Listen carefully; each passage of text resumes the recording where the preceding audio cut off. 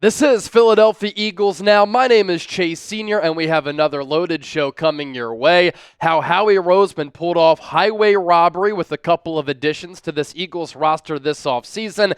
And breaking news this morning, the Dallas Cowboys have traded for quarterback Joe Milton. I have a lot of thoughts there as well. What does it mean for Dak Prescott? Why did Dallas make this move? It's all coming up right now on today's Eagles Now.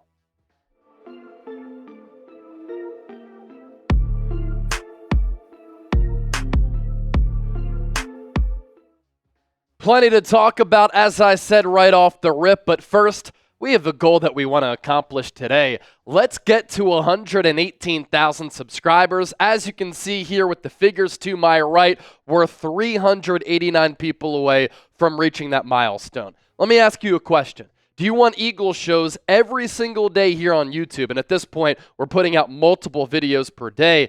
That's insightful information. Very informative, thought-provoking, entertaining, where you have a voice on this program with a massive Eagles community. If all of that sounds good, lock us in and hit that subscribe button right now. And let's begin with this. How Howie Roseman pulled off highway robbery with a couple of offseason acquisitions in NFL free agency. We know that Howie is always very smart with the contracts that he's able to sign these players to. But any good business out there always has foresight, right? For things that could come down the road and how it could impact a business or, in this case, an organization. And Howie Roseman, with one particular move that he made this offseason, that move includes looking ahead, planning ahead, and the usage of this player, I think, is an underrated, fascinating storyline for this Eagles roster in 2025. We're talking about Avery Williams here, and I want to spend a few minutes talking about this player because Philadelphia, in the process of adding him to the roster, signed a secret weapon that they are very high on. And Nick Sirianni talked about that from the NFL owners' meetings this week in Palm Beach, Florida. And in bringing him in, the Eagles are adding a gadget weapon on offense who they can use in a couple of different roles on the offensive side of the football, but he has, too, a lot of special teams value. And, of course, with what Howie Roseman did, it's a short-term contract worth little money. That's another strength of Howie's, is him being able to do that, find good value, maximize that value, but also pull off financial gymnastics. And Avery Williams was the NFL's leading punt returner back in 2022 when he averaged 16.2 yards per punt return. And then in 2024, he was once again really good after missing all of 2023 due to an ACL tear because he averaged 27.2 yards per kickoff return and 9.3 yards on punts. Now, Philadelphia did let Britton Covey walk. He has not signed with the team so far in free agency. For him, he's a limited player, not great as a wide receiver, better as a return specialist. A lot of teams like to bring in players who aren't just one-dimensional, who they can use on special teams and on the offensive side of the football. And I think the Eagles are going to be able to do that with Avery Williams. Interesting body type at 5'9", 200 pounds, and a pretty fascinating background. Drafted in 2021 out of Boise State as a cornerback, he played defense his first year in the NFL with Atlanta, and then the Falcons moved him to running back in year two. That body type, very similar of a Boston Scott, the giant slayer, who was a really good rotational back for this Eagles team for a little while. And I think the Eagles want to get away from maybe using Cooper DeJean so often as a punt returner to save his body because that's a lot of hits on him. They want to use him primarily just on defense because he's a star on the defensive side of the rock in that secondary. Obviously, the Eagles have lost a few players at that corner spot, and in bringing in Avery Williams, he helps you as a punt returner. He helps you as a kickoff returner. You did lose Kenneth Gainwell, and he can help you on the offensive side of the rock because he's lined up all over the field throughout his NFL career so far. In 2021, 2 snaps along the defensive line, 11 snaps in the box, 96 snaps as a slot corner, 9 as an outside corner, 3 snaps at free safety. That's a lot of usage on defense for Atlanta in his rookie campaign. In 2022, made that switch to offense because the Falcons saw he has some wiggle. He can make some guys miss. He's slippery. He's dynamic. He's really strong, too, with that body type, which is short and compact to the ground. And so they move him to offense, 85 snaps in the backfield in 2022, 6 as an inline tight end, 37 snaps as a slot receiver, 13 snaps out wide. Unfortunately, prior to the 2023 season, he tore his ACL, comes back last year. That Falcons backfield was stacked.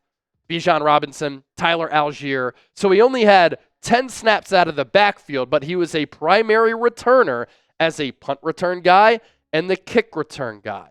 And the Eagles were thinking ahead. I alluded to that a little bit earlier as a little bit of a tease. I wanted to keep you hanging out and waiting around here on the show. We can't spill the beans right off the rip. With the new kickoff rule that the NFL just implemented and voted on this week, the NFL is expecting more kickoff returns, leading to more potential opportunities for Avery Williams. Again, that's the thinking ahead aspect of this for Howie Roseman, on top of bringing in a multifaceted player who comes to Philadelphia at a very cheap rate. And that new kickoff rule. Return rates improved after the NFL instituted the new dynamic kickoff last season, but there were still touchbacks on 64.3% of kickoffs. Now, the league is moving the touchback to the 35-yard line, 5 yards ahead of where it was last year. So better field position for the offense upon a touchback happening. And that is all in hopes of adding more action to kickoffs. And from what Nick Sirianni said at the NFL owners meetings this week, here's a tweet from Zach Berman, who covers the Eagles for PHLY. One down-the-roster takeaway from Nick Sirianni. He's very excited about Avery Williams, and Williams could have offensive potential in Philadelphia, not just special teams or defense. Jeff Mosher, based on his presser, you can tell that Nick Sirianni optimistic about the addition of return specialist Avery Williams and what Williams can bring to special teams as a changeup also on the offensive side of the football. He had those 22 carries for Atlanta in 2022, hasn't had a carry since, also played cornerback as we documented here and talked about in 2021. But with that new kickoff rule, you can expect Avery Williams, who's been one of the top return specialists in the NFL, hopefully to have more ample opportunities there with making an impact for this Eagles special teams unit under Michael Clay. Here's what Sirianni said about the acquisition of Williams. I'm excited with all that he can bring with his versatility offensively. Yes, offensively. So Sirianni emphasizing the impact that Williams can have on offense in particular. He continued by saying, and all the other things that he can do, the things that he can bring to special teams. That's huge. My interaction with him is top-notch, and I'm really excited to start working with him. Outside of Avery Williams, 2 moves that the Eagles made that could go a long way on the field, but doesn't really impact the Eagles' salary cap.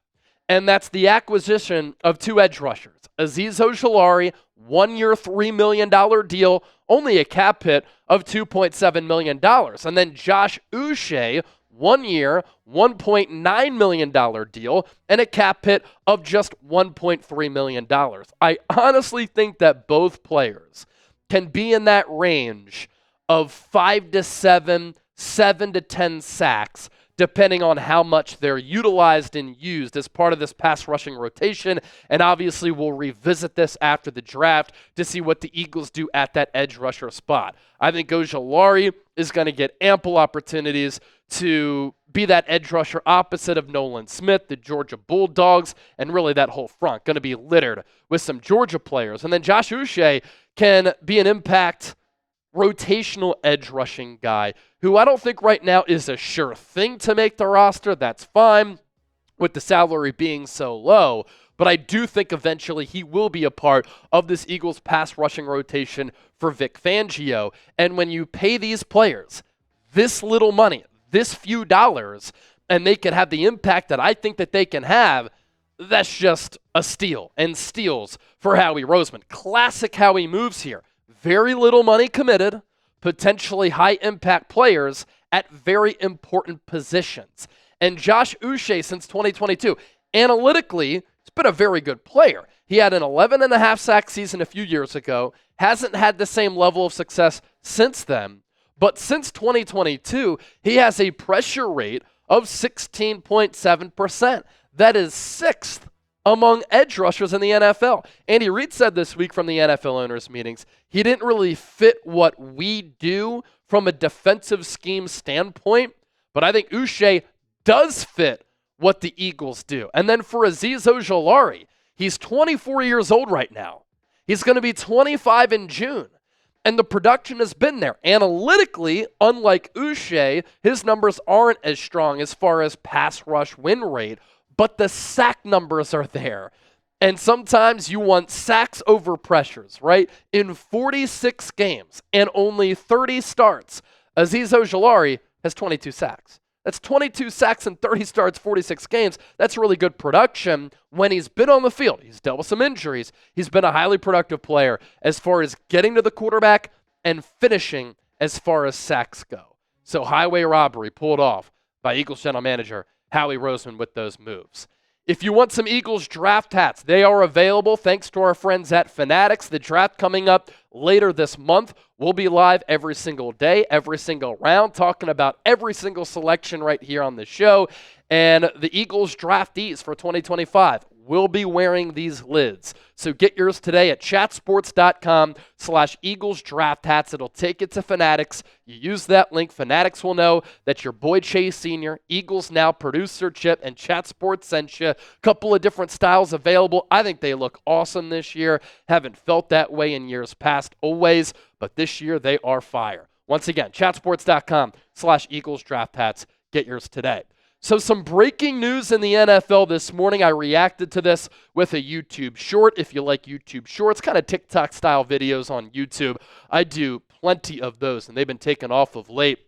During the week of free agency, we did nearly 1 million views on just those alone. But the Dallas Cowboys trading for quarterback Joe Milton. Here are the trade details if you haven't seen them yet. Cowboys receiving Milton from the Patriots and a 7th-round pick, and the Patriots get a 5th-round pick in exchange for Milton, and the writing was kind of on the wall that they were going to move him. They have Drake May, who I think his future is extremely bright, and then they signed Joshua Dobbs in free agency to be their backup quarterback, and for the Cowboys, they did not have a backup quarterback. Cooper Rush signed with the Baltimore Ravens. He got some solid money, and so the 2 quarterbacks on the roster prior to this move for Dallas, Dak Prescott and Will Grier, who spent some time with the Eagles. So Joe Milton now becomes QB2. He was a 6th-round pick out of Tennessee by the Patriots. Played well in moments throughout the preseason. Got that famous start the final game of the regular season where he played while the Patriots won, and it messed with their draft order. They were in line to potentially get the number 1 overall pick. And Milton is a player who has unbelievable physical traits. He has really good size at 6'5", 247. He has an absolute laser, bazooka for an arm. He can uncork a deep ball 80 yards with the flick of the wrist. It's unbelievable. Sometimes he can find keyholes with his accuracy, but the accuracy is a problem. It's so Jekyll and Hyde. It's so up and down, where sometimes he'll make a tight window throw, and you'll say, wow. Other times, he'll launch a deep ball right in stride to his wide receiver. Other times, he can't hit water if he was throwing a football from the side of a boat. I mean, it is so up and down. But here are the Cowboys. They're looking at Dak Prescott. They signed him to that big contract, $60 million per year, highest paid quarterback in the NFL on an average annual value basis, right? But he's injured a lot. You didn't have a backup, so you take a swing for a 5th-round pick on a developmental quarterback who has a lot of potential. If you trust your coaching staff, you can bring the best out of that player. I joked earlier, even the Cowboys don't even believe that Dak Prescott is an elite quarterback. I kid, but I actually do like this move for Dallas and bringing in a player with a lot of upside. And if you trust your coaching staff to bring the best out of him, you can get him on the right road. And given Dak's injury history, he might see some significant snaps at some point in his Cowboys career. All right, let's round out with this. Funny conversation in the office yesterday. I kid you not. I had a Cowboys fan and coworker tell me yesterday that Dak Prescott is better than Jalen Hurts. And he added, I would not touch Jalen Hurts with a 10-foot pole. I guess he didn't watch the Super Bowl when Hurts won Super Bowl MVP. And I schooled this man, and the whole office saw that Cowboys fans are absolutely delusional, and it was on full display yesterday. I said, if Hurts sucks, why has he been to 2 Super Bowls in 3 years as the Eagles starting quarterback? If Jalen Hurts sucks, how has he combined for nearly 700 total yards, 7 touchdowns, and a passer rating of 109.4 in 2 Super Bowls against Steve Spagnuolo, who's one of the top defensive coordinators in the history of football, and in the process in those 2 Super Bowls, Hurts has outplayed thoroughly Patrick Mahomes. If Jalen Hurts is so terrible, how did he finish runner-up to Mahomes in 2022 to win the NFL MVP? How does he have a 46-20 record where he's 6-3 in the playoffs? When I asked this delusional Cowboy fan for his reasoning on why Dak is better, he said, look at his record against the Eagles. He's 9-4 against Philadelphia in his career. Well, Jalen Hurts against the Cowboys is 4-3, and when these two teams have met, Hurts and Dak haven't really faced off all that much if you look at the numbers. The casuals will always say that Hurts can't throw, yet he has the best deep ball in the NFL. And when he's asked to do his job and throw a lot, when the Eagles aren't relying on Saquon Barkley running for more than 2,000 yards, he can carve defenses up. There's also a lazy narrative out there that Hurts was carried in 2024. Well, in 2024, Hurts combined for 32 touchdowns and 5 interceptions. Since 2021, the most total touchdowns in the NFL, Hurts has 131, behind only Josh Allen, Patrick Mahomes, and Joe Burrow. If Dak Prescott's so great, why has he only won 2 playoff games in his entire career? The Cowboy fan then said, damn, I didn't know I was criticizing family. I didn't know that Jalen Hurts is your brother. I said, well, if Jalen Hurts is my brother, then Dak is your daddy. And that's unfortunate because Dak Prescott stinks. He's one of the most overrated quarterbacks in this generation of NFL football. Bird Gang, stand up. If you love the Eagles and you hate the Cowboys, I want you to hit that thumbs up icon, like the video, and type F Dallas. How about them Cowboys? Eagles are Super Bowl champs. What up?